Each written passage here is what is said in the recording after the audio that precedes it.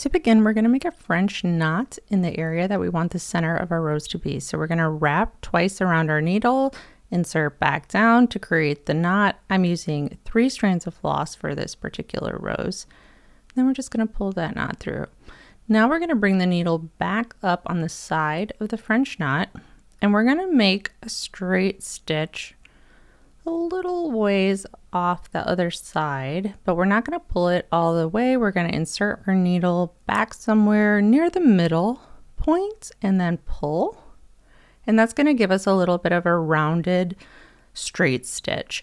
And we're going to continue with that all the way around the French knot to start adding in some petals. So again, make like a straight stitch, but don't pull it all the way through. Bring your needle back up. And then as you pull, where that center point is going to create a little bit of a curve. And we're going to do this all the way around. And I'll go around probably like 3 to 4 times. That's generally like a width of the rose that I really like.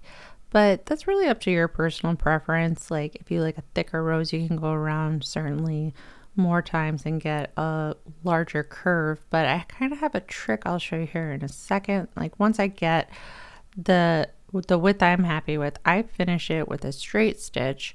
And now to get some petals that kind of look like the rose is blooming a bit, like the outside petals, I'll go in and make a couple straight stitches along the sides and bottom of the rose, and that gives just like the appearance of blooming a little bit better in my opinion.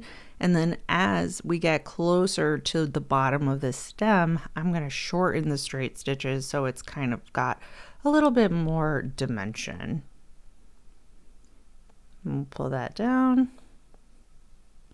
And then I think I'm going to add just like one more along the side for a very flowy petal. And then you can just do this until it looks how you want. If it looks like maybe you want to add a few more petals on, just do that. But this is the process, and then you can adjust it to how you like it to look.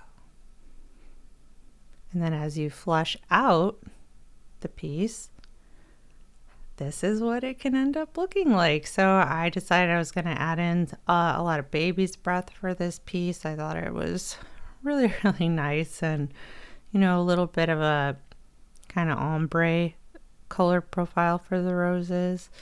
And I am really happy with how it turned out. It's definitely a personal favorite of the ones that I've made.